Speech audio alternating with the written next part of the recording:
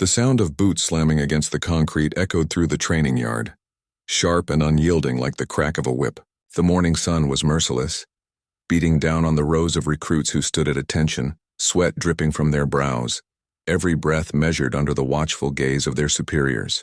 For most, this was just another brutal day in a long line of battles between the body and the mind. But for her, for the lone young woman standing among a sea of hardened men, this day would mark the beginning of a story that would echo through the walls of that military base for years to come.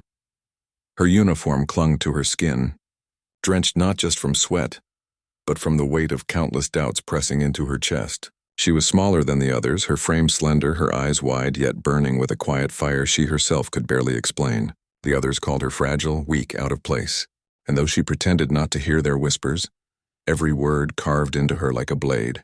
She was not just fighting the drills, the exhaustion, or the heat. She was fighting the judgment of an entire base that doubted she belonged here at all. The colonel had been watching her closely for weeks. A man forged from steel and wars, he commanded respect with nothing more than his presence.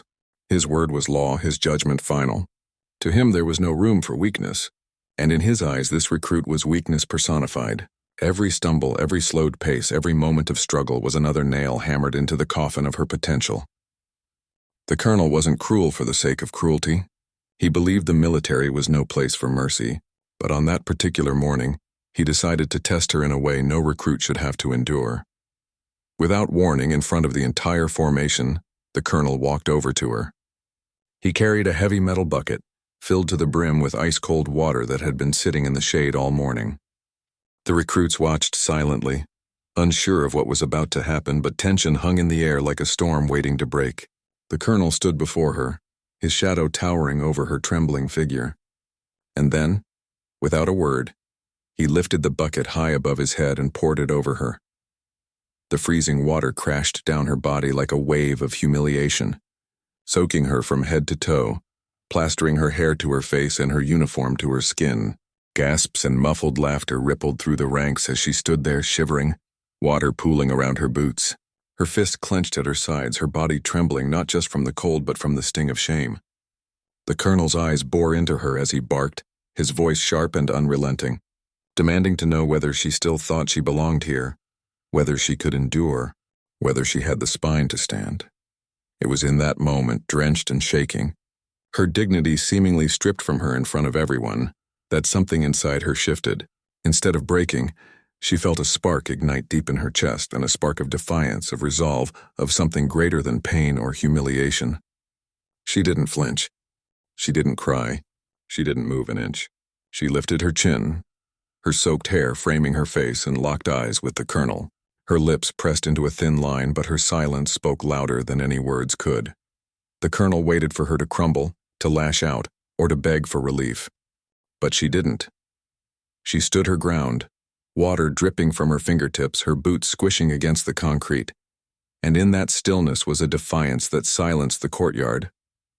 The recruits who had moments ago doubted her now felt an unease ripple through them. There was something unyielding about her silence, something that carried a weight none of them could ignore.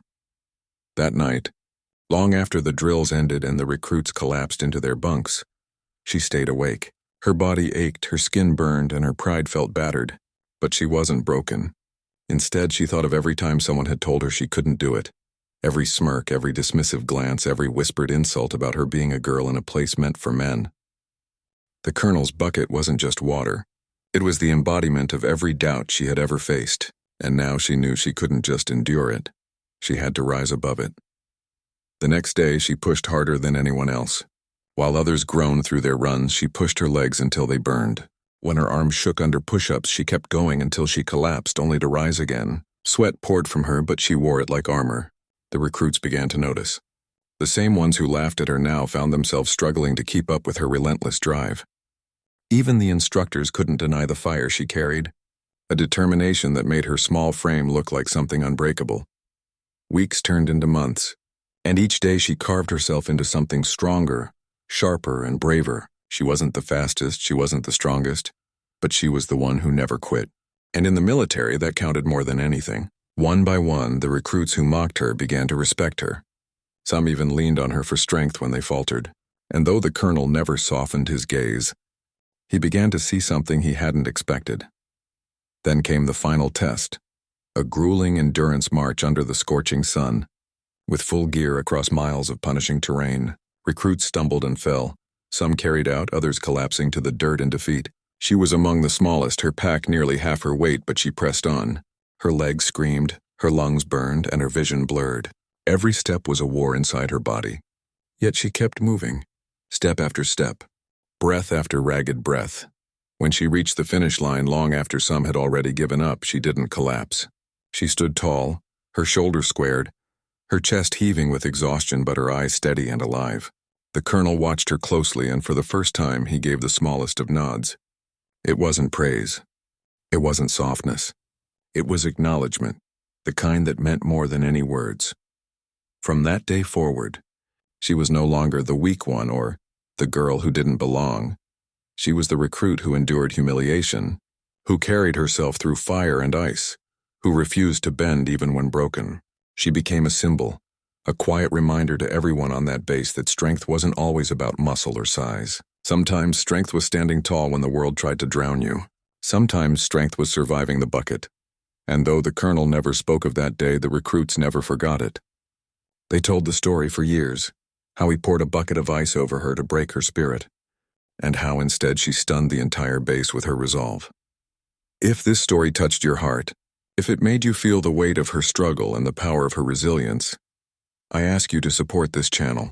Your likes and shares help bring more stories of courage, strength, and humanity to light. Special request.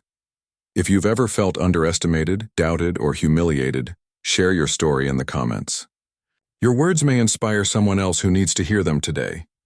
Because sometimes, the battles we fight inside are the ones that shape us the most, and the world deserves to see how unbreakable you really are.